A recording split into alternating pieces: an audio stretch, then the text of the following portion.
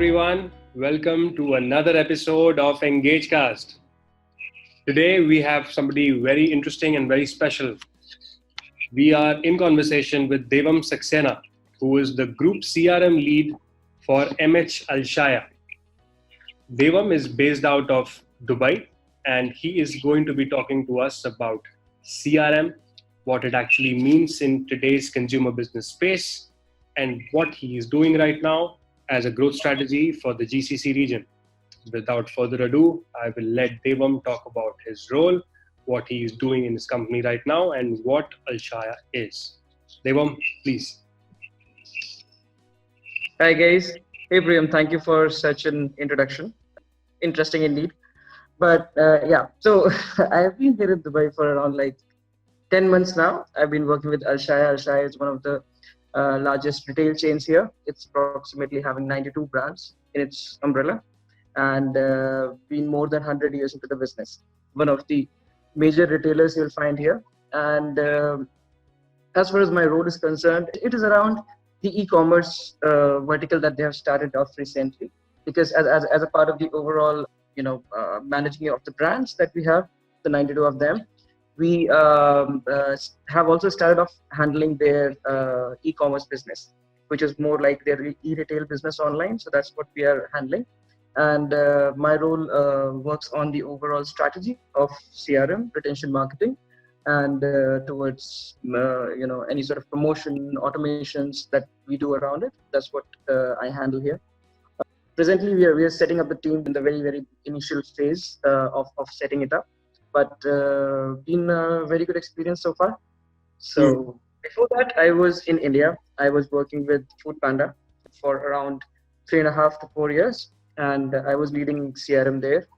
Not only for India but for the global region. I was working on, leading the execution team, which was based out of India, and then heading the CRM for the same company. I have had other experiences with Samsung, with HCL, but they are very, very short-lived. These are the major experiences that I've had so far. Yeah. Amazing, Devam. What a CV.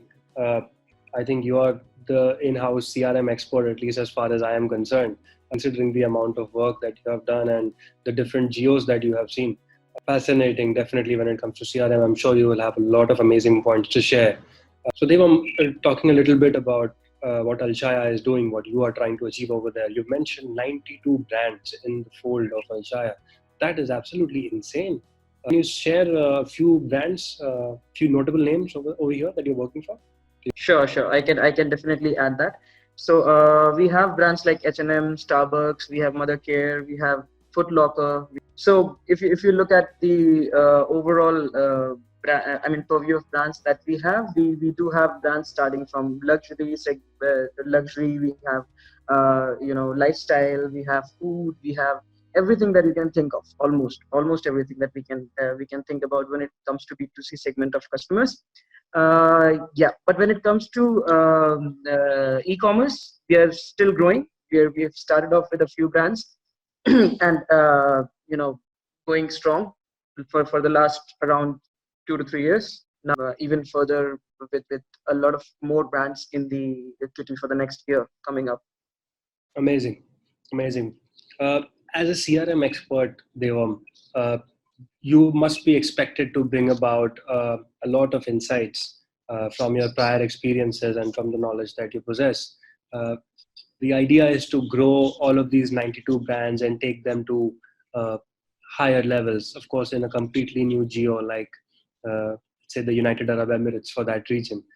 What is it that is primarily expected out of, let's say, a CRM expert? And what is his role when it comes to growing the actual brand?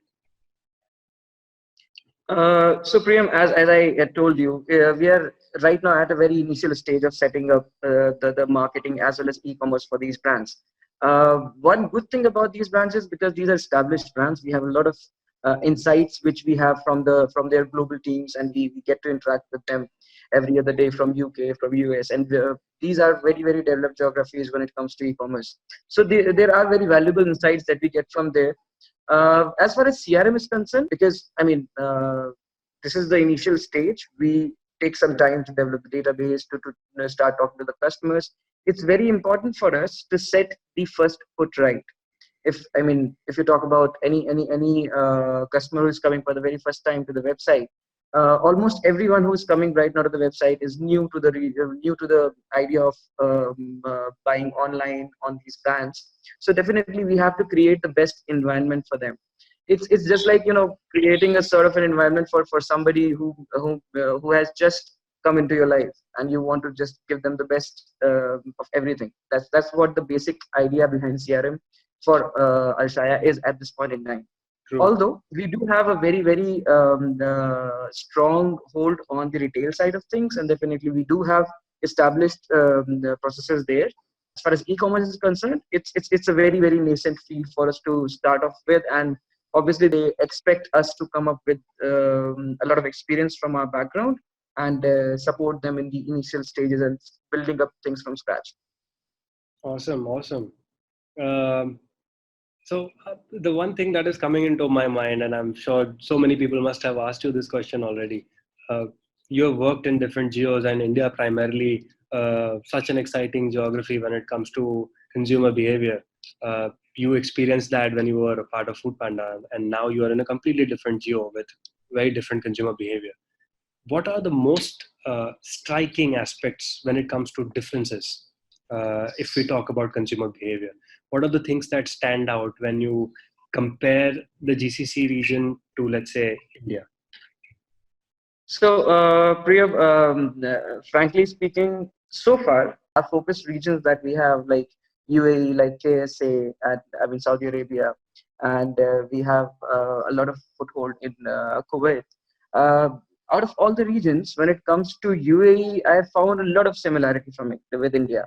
Wow. Given the fact that our audience, the largest part of it is coming from Indian subcontinent. I am sure you must be aware of how Dubai population distribution is approximately around 60 to 70% audience is from the Indian subcontinent.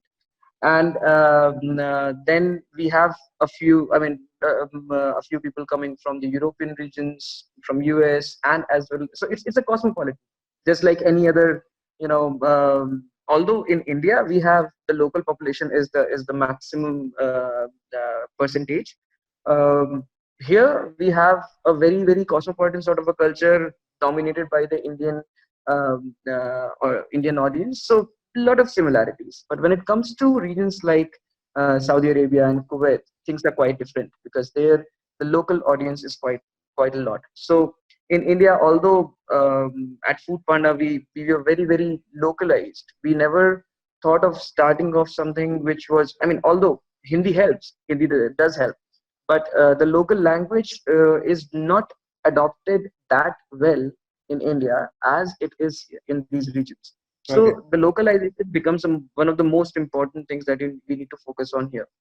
Any campaign we run in English versus any campaign we run in Arabic, in the local language, the Arabic language always performs pretty well. That's the basic region. So that's the basic difference between India and the GCC region. Along with that, in India, e-commerce has already grown quite a lot when it comes to us being, net savvy and downloading apps, and the extent of giving our data away, it's eased out.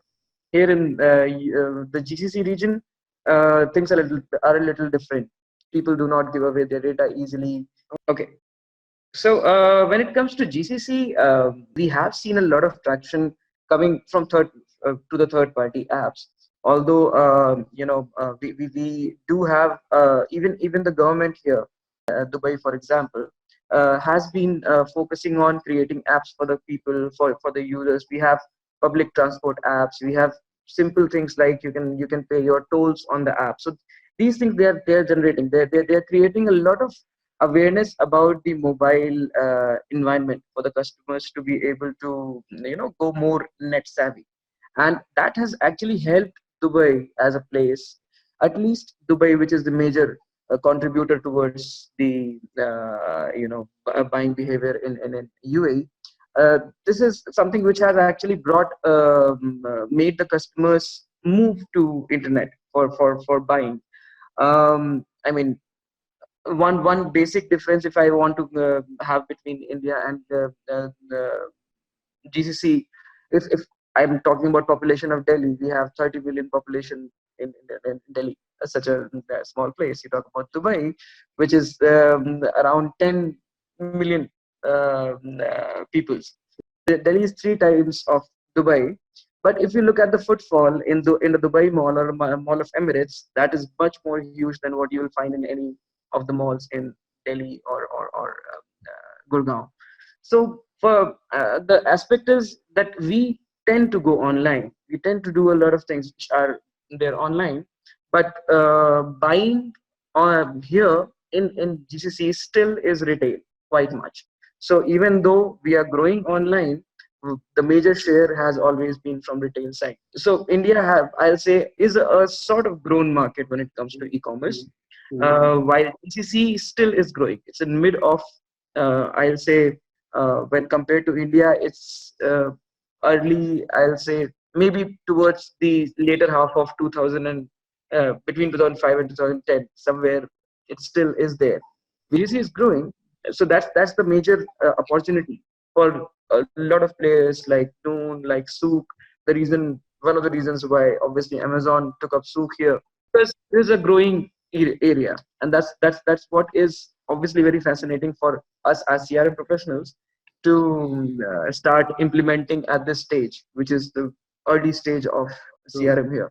So another question related to e-commerce, Devam. From what I recall and from my basic understanding, e-commerce, the growth of e-commerce in India, it was pretty insane. I would say it was actually really rapid, and I mean it's still growing, to be honest. But do you feel the same way for GCC region as well when it comes to e-commerce? Do you still see some kind of a similarity when it comes to growth of e-commerce in the region, or do you think it is probably not as rapid as what India had experienced? So if you want to compare with India, I would not be able to comment on that much. But if you want to compare about the consumer behavior or buying behavior, the growth in e-commerce has been much quicker than growth in retail. Okay. Although retail is driving volumes, the growth in e-commerce is tremendous.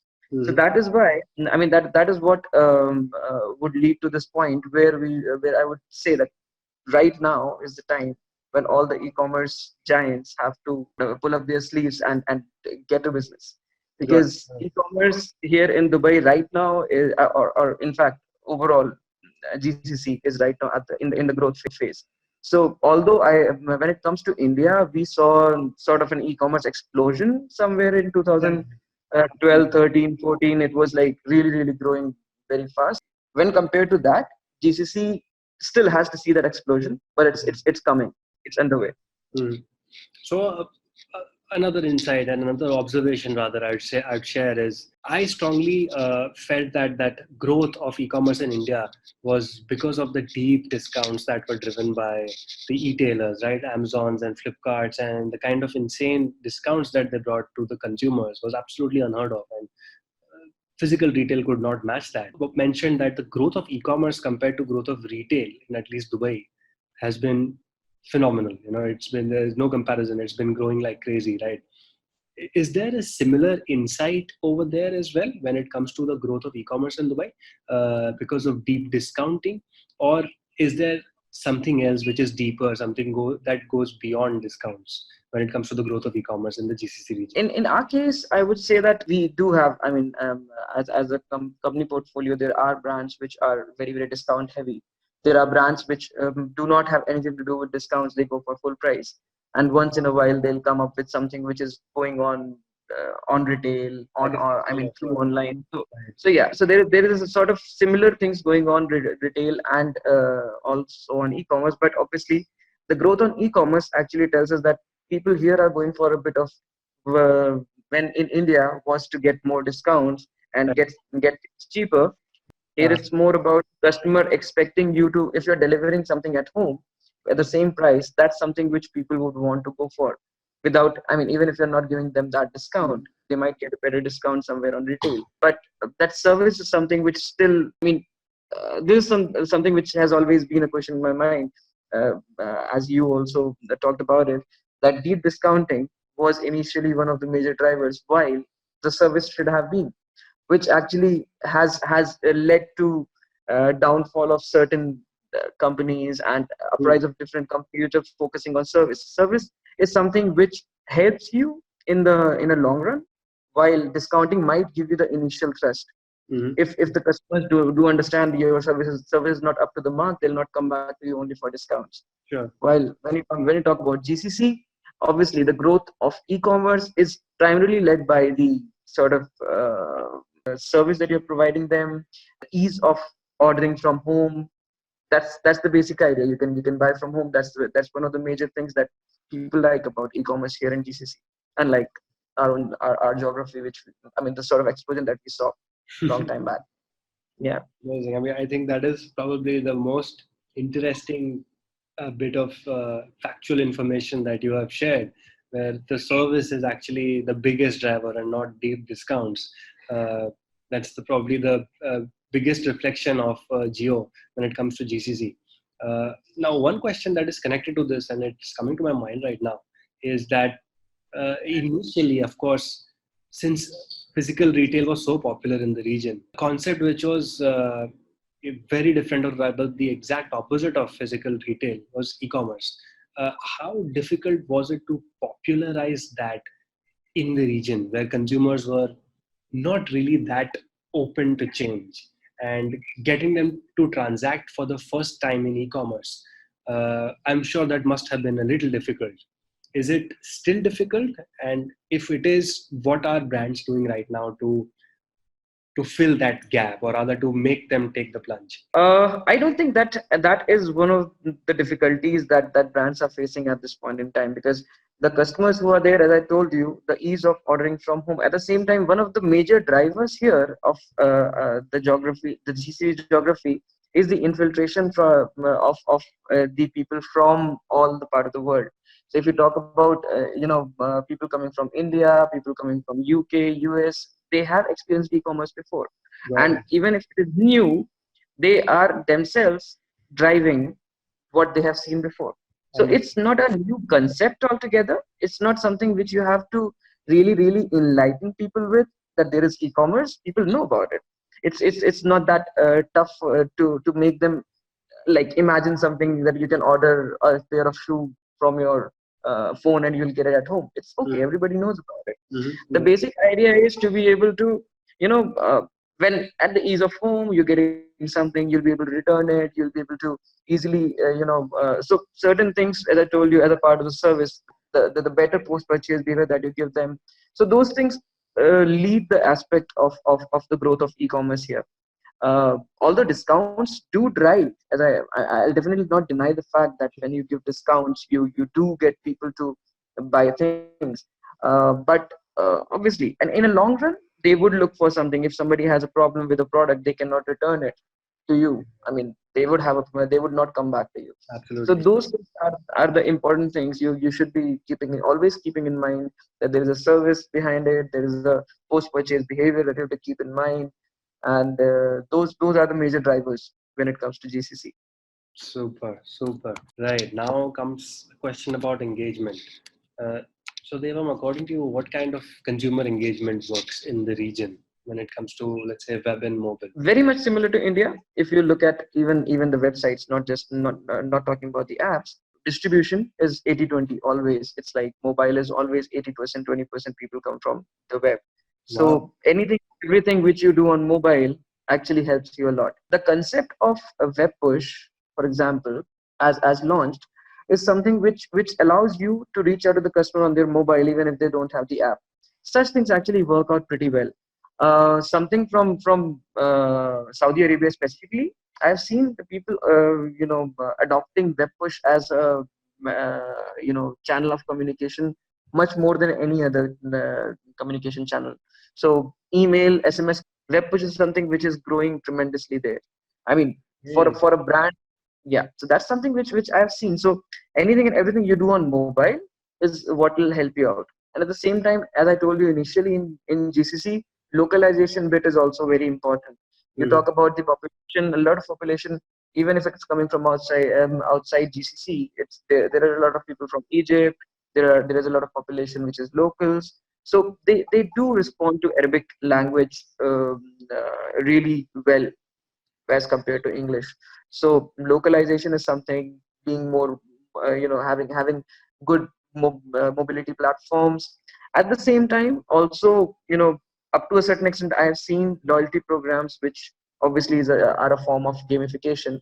If done right, also reap you good benefits. So these are the basic things which you should keep in mind when you think about growth of e-commerce, and sort of getting more people engaged with you in GCC region. Yeah. Brilliant. Web push as an alternative, especially for the Saudi region. I'm sure a lot of marketers based out of the region would be very, very happy to hear that. Right? Who would have thought? So another question about CRM, Devam. There's this thing that people keep saying: data is now the new gold. Right? I'm sure you must have heard that so many times. It is valued very highly as a commodity right now. People are talking about data as an actual commodity that people should own and should have a right to, right, when it comes to their digital life.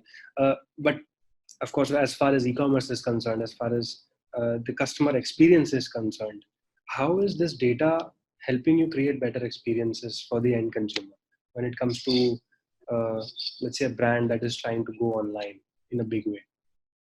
Mm-hmm. Data is something which helps you from from the very first day when you even launch a brand. You talk about something going online, you talk about customer who is coming to the website for the very first time. A concept which has grown tremendously in the recent years has been personalization.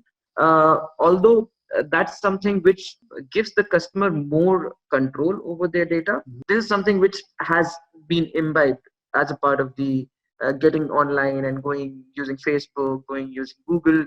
People have already started seeing their benefits, right? You are there on Facebook, you see something, even if there is an ad, you're not just seeing a random ad, you're seeing an ad which is relevant for something that you have already seen.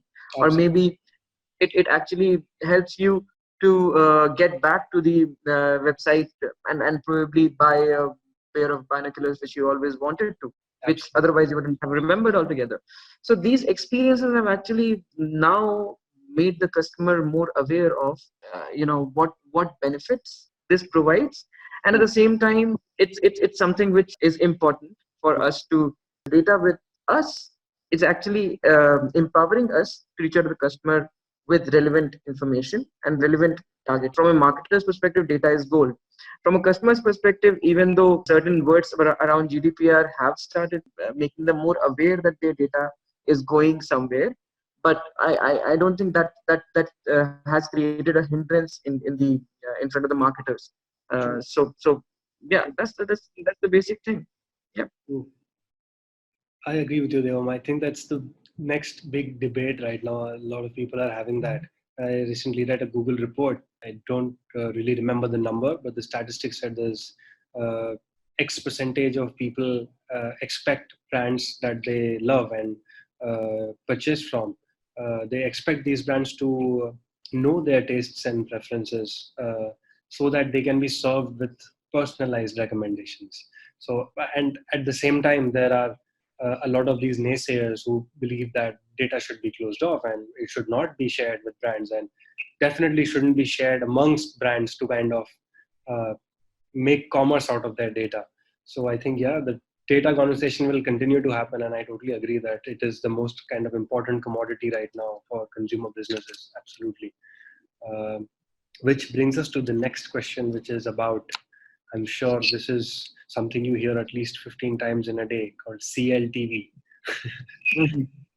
So, Yeah. customer lifetime value is a really big thing right now. Well, being retention marketing experts, WebEngage amplify the concept of retention marketing, where at a time when acquisition was really all the rage.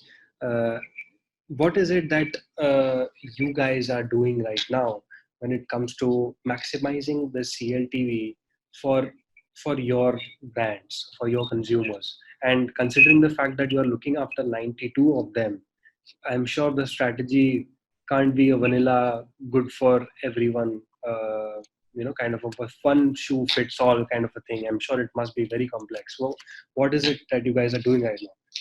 CLTV definitely is one of the fun parts of the discussions that we do keep having, and that's something which is not only here. It's been there with me from India. I hope that's not sarcasm when you said it's a fun part of it. No, no. So I'll tell you how. So the point is, CLV is one of the major metrics which defines the success or failure of your CRM strategy. Absolutely. But does CLV change every other day? Is it something which you can think of? As an aggregate level, changing every other day. You don't find it. It's an umbrella metrics. So having CLTV behind everything, we need to break it down. I mean, obviously, if you want to cook something, you cannot just put everything together. You have to put one thing at a time, one step at a time. So that's the basic idea. So I personally do always keep CLTV as one of the KPIs I keep looking at. But I definitely love to look at much more granular KPIs, which are activation rate, reactivation rate, engagement rate. You talk about the channel metrics. So I like dividing the overall metrics that we have in different levels. So when it comes to CLV definitely is the L1 metric. You talk about L2 metrics, which are like activation, reactivation, engagement. You talk about L3 metrics, which are your channel metrics. That's the approach that I keep taking. So although at an overall level, the health of CRM is defined by CLTV, but the performance is defined by these more granular metrics. And this is something which is I guess something which we need to keep in mind as marketers. Although, I mean, sometimes some marketers have come to me and they've asked that what should be the open rate, click rate, which definitely is an L3 metric you should look at. But the bigger picture is that the health is defined by CLV. So it's both ways. I mean, you have to keep in mind that this is both ways. It's not just top down or bottom up. It's something which goes in both directions. You have to keep a close eye on CLV, while to make sure that your team keeps working towards a more achievable goal and a KPI. I definitely would not say that the only KPI that I've mentioned are the ones which you have to keep in mind, but try to make it more granular. If you don't make it granular, obviously you won't have anything to look up to every other day. Ultimately, if you're working better on L3 and L2 metrics, your CLTV will definitely increase. And that's the approach that I personally like keeping. That's not related to any geography or anything, but that's something which has been there with me. Right. So something related to that question, Devam. Of course, your customer's lifetime value is also dependent very heavily on the fact that he continues to engage with the brand and he continues to, let's say, make purchases. So therefore, retention is a very, very, very important aspect. Of course, that is something that everyone is striving really hard for right now, to try and maximize that retention number. What is it that you guys are doing right now when it comes to cracking retention marketing? Considering the fact that your diverse portfolio makes it very complex to have something that is basically working for every single brand. That's not going to be the case. The consumer is obviously going to be different. So are you again dividing up all of these brands, and what is it? Is it something else that you're doing? I'd love to find out how you're cracking retention. Sure. So Priyam, we all the brands that we have, we for now we I mean, I would not say, I mean, the strategy for each and every brand is different, although we work towards the same KPIs. The KPIs at a larger level are the same.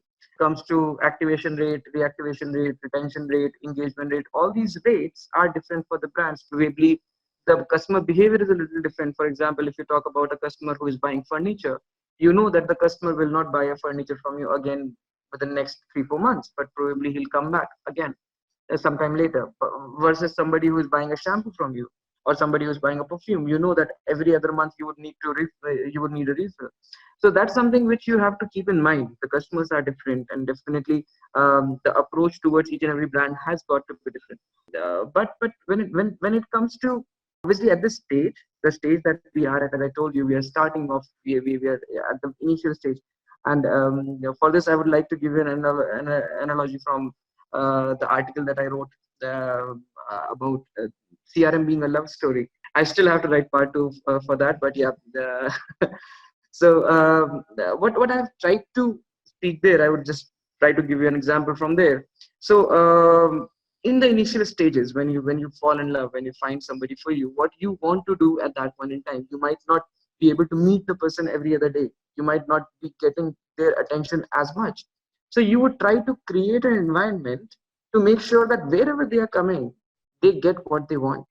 They're happy with whatever they see, right? So the first and the foremost part of the strategy for CRM, for any of the marketers, should be to create an environment for a customer to be able to get what they want from whatever channels they are coming from. So for example, if somebody is coming to the website, they should, personalization is what you have to first of all set up. When it comes to any sort of, if you are purchasing something, you should automatically be receiving the NP, some sort of we should get these satisfaction emails if you're satisfied with our service, making sure that if they have any grievances, they should be able to reach out to us. So those things are something which you need to keep in mind. Even though your database won't be huge, you would still be in the growing phase, but that's the best time to create all this, a base for your CRM. So I remember back in 2014 when I was working, most of the focus which was in CRM was to make sure that we have good discounted campaigns, and we are just blasting them to all the customers, sending emails, sending SMSs. We have grown in the last 5, 6 years to a level where we can predict where the customer could be, and at the same time already make the next experience ready for them. Amazing. That's what the basic idea is. So if you're going to a restaurant, and the restaurant has to know that you order something as a starter, then the main course, and then desserts, you cannot mess up with that. Exactly. And that's something we need to keep in mind while creating this basic setup for the customer. So the first and the foremost thing when you start off any CRM, when you have to start off CRM for any of the company or a brand, you have to keep in mind that first thing that you want to do would be to be able to create these experiences for the customers across channels. If the customer does not respond to a certain thing, if the customer is diabetic, you won't make him eat sugar, make him eat desserts. You would give him something else. So that's something which is the thing that you have to keep in mind. If the person doesn't respond to email, make sure that you do not send him emails. You send him SMSs, or you send him web push, or you send him something on site. So those things, based on the behavior of the customer, you have to make this initial setup. And that's what is the major. While in Foodpanda we start from scratch, here also I'm doing it from scratch. That's the basic thing that I have in mind. I have to make sure that the experience is ready for the customer even before they reach the website. Amazing. So I think what you just described to me would be the perfect like band-aid strategy. That's what I call generally, that if there is a bleeding wound, which is a problem that a company is facing right now, what would the band-aid strategy be, that you would strap on to kind of make things work? I think that is the best explanation that I could have expected, because that was a question that I was going to ask you, and I think you have answered that. So fascinating. That was great. Now, one question that I ask in every single podcast, I think I'm sure the listeners are going to be bored by now, but I have to ask this question: acquisition versus retention, right? People are still talking about acquisition because, of course, the market is there for the taking and everybody wants more customers. Who doesn't want more customers? But retention is also being talked about very highly, because it is actually the tactic people claim that makes them money, the actual money in the long term. What is your take on this? What do you think is the most important strategy for long-term unrestricted growth? Priyam, simply, I would say, first of all, it's never acquisition versus retention. Think about a couple. There is a lady and there is a man, right? And a baby who's born. There is somebody who who gives birth to it, Right. the baby, Right. and there is somebody who takes care of it, right? So things cannot work in just from in one direction, right? So acquisition is what I really like. I mean, this is something which as an analogy I really like saying. Like acquisition is a mother, while retention is the father. Amazing. So retention is what takes care of the customer after they are born. You cannot divorce them outright. You just cannot say that they are versus. They are always with each other. True. So the strategy that you have to keep in mind is to make sure. So obviously, while the mother is taking care of giving birth to the child, the father is making sure that the experience for the child is ready. What we just talked about. So obviously, it's a combined strategy. Although the if you talk about the business terms, if you talk in business terms, obviously the share of business might not be there coming from retention in the very beginning. It's a very important thing to keep in mind that that is what is going to reap the benefits later on. Mm. That almost all of us have learned while we were studying that anything around business. If anybody has done a business course, we always say that retaining a customer is easier than acquiring a customer. Mm. So if you are acquiring a customer, if you are letting them go, it doesn't work. You have to make sure you retain them. Right. And that's what you have to keep in mind, and that's why it's never acquisition versus retention. It has to be with. They have to go hand in hand. Brilliant, brilliant. Most of the folks that we have had on the podcast have had very similar views on this, and I'm glad I'm getting to learn so many new things. That analogy about the mother and father, that was absolutely amazing. Right, so I think we are almost nearing the close of the podcast. Just a couple more questions before we let you go. Mhm. So this one's a bit from the future standpoint.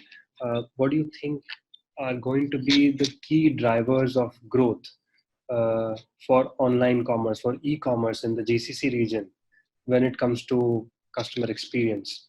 Uh, what are the things that are going to be actually uh, most widely regarded and widely attributed as well for the success of e-commerce, which is directly connected to the broad experience and engagement kind of ecosystem?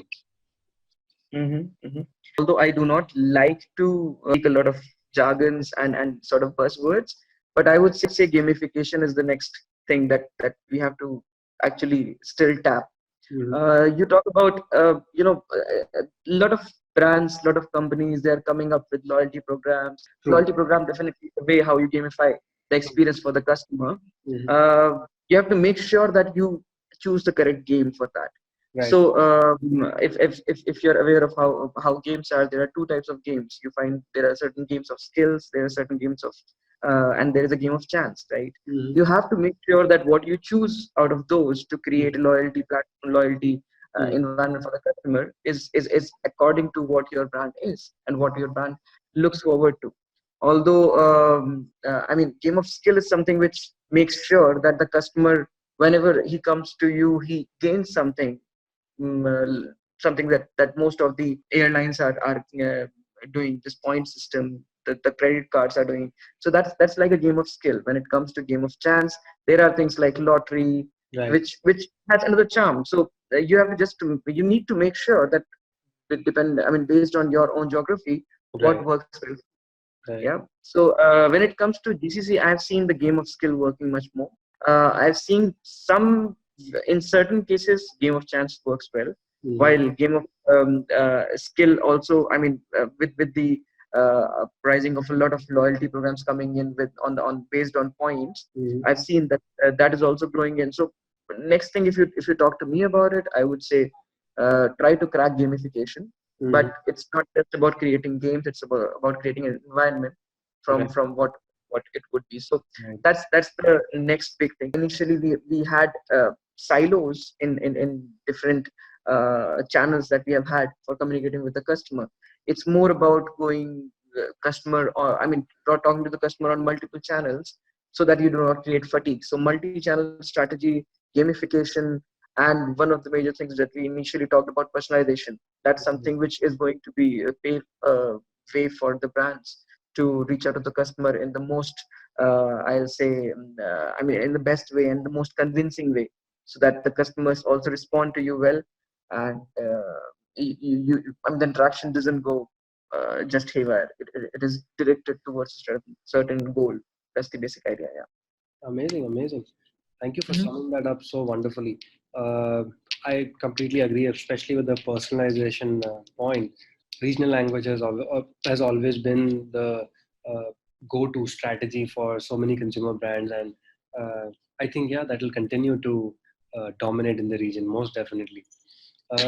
So yeah, Devam, I think we have asked quite a lot of questions, and you have been very candid with us. So thank you for that.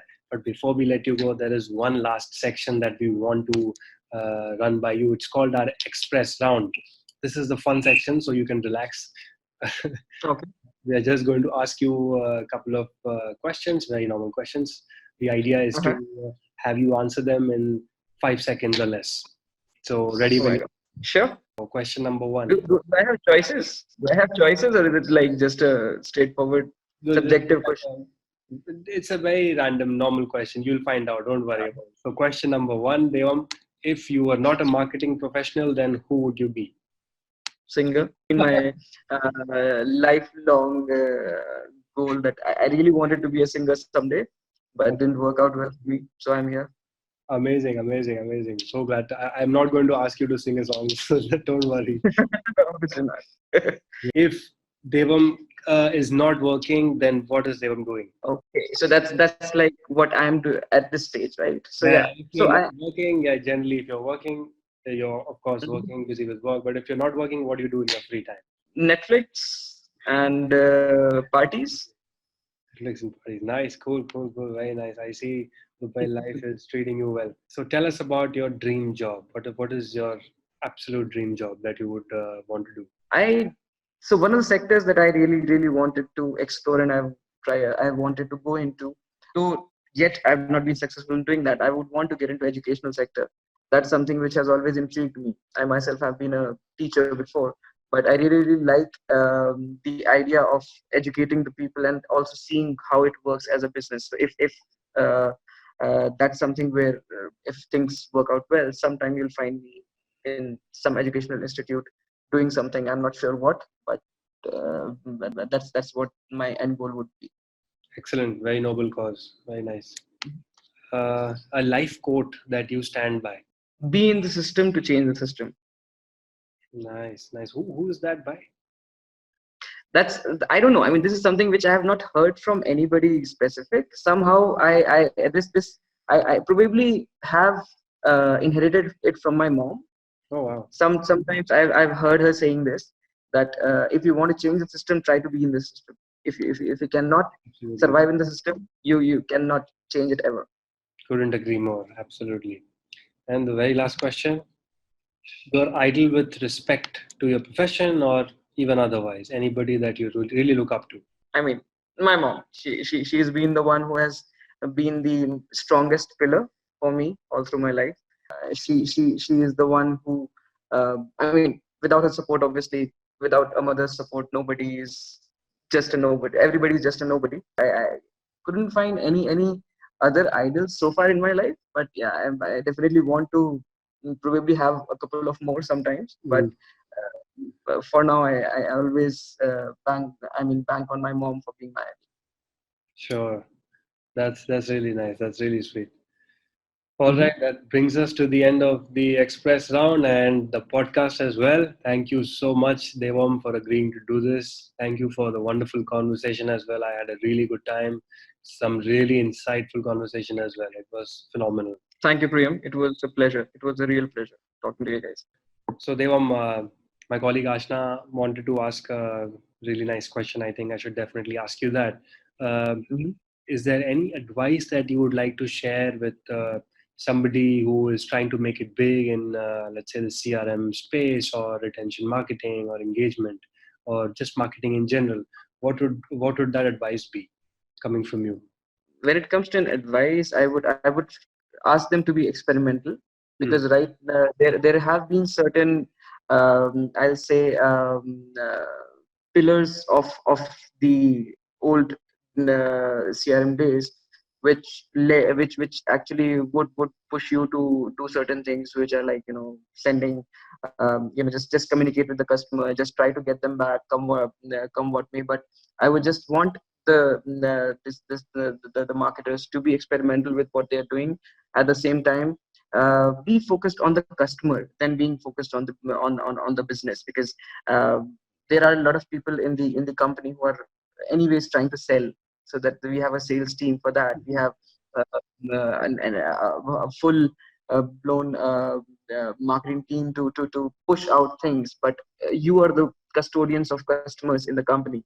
Just make sure that what you are doing, always try to get into the shoes of the customer and think from their perspective. That's the most important thing that you should keep in mind. Awesome. That's really great advice. Thanks a lot, Devam. That brings us to the end of the podcast, like I have already mentioned.